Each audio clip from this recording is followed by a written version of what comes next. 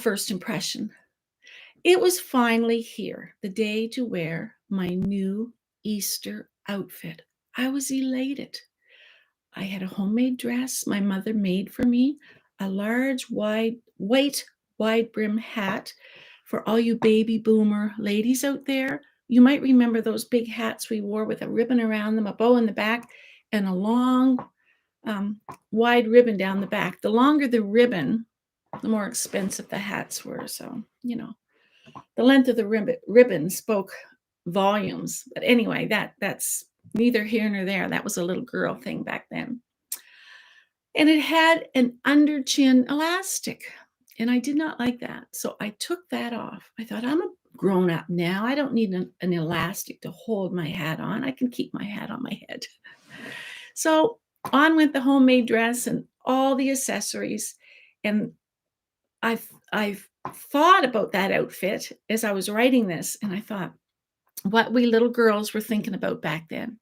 So on went the dress, the hat, the gloves, and my socks. Well, I had a fail-proof system to keep the socks up on my skinny, skinny stick legs.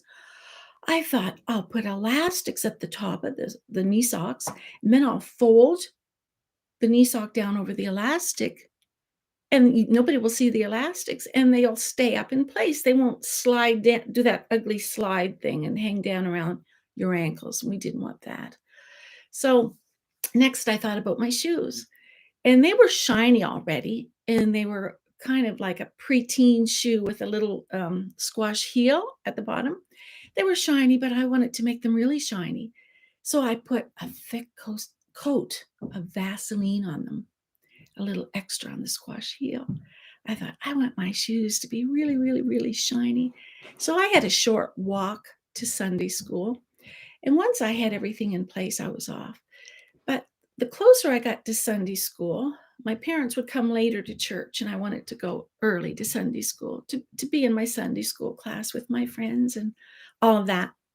But the closer I got to church, my excitement waned. Things began to happen. The wind came up and blew my big hat right off my head into a mud puddle. Oh, I picked it up and tried to clean it up as best I could. And then I felt gravity giving way to whoops, my mic just fell. I felt gravity giving way, and those socks were sliding down my skinny legs. But the elastics were still in place, just below my knees. So I thought, well, this is great. They were down almost to my shoes. And then I looked at my shoes, and oh my goodness, my shoes, they had burdocks, gum, little twigs, little leaves, little stones, and grass, and anything that thick coat of Vaseline on shoes would pick up. I was simply horrified. I wanted to make a statement, but not this kind of statement. I wanted to make a first impression, but this was not going to be a good first impression. It was all ruined now. Upon arriving at Sunday school, warm tears began to trickle down my face as I made my way to the ladies' room to assess the damage. Once getting into the ladies' room, I looked into the mirror, and looking back at me was a girl who thought she was all grown up, who wasn't. She was disappointed, disheveled, and discouraged. By the time I cleaned myself up a little bit, I began to become outraged, but mostly totally and completely embarrassed. Have you ever been there? I've been there more than once in my life, but I do remember that time. Sometimes we want to improve things that don't need to be improved. Have you ever tried to make something better that was already good? If I had just worn that outfit the way it was, I would have been fine, but I had to go messing around with it. And sometimes we do that in life with all sorts of things. And the more we mess around with things, the worse they get sometimes.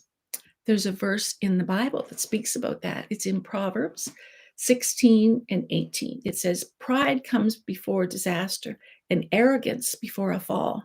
Who knew?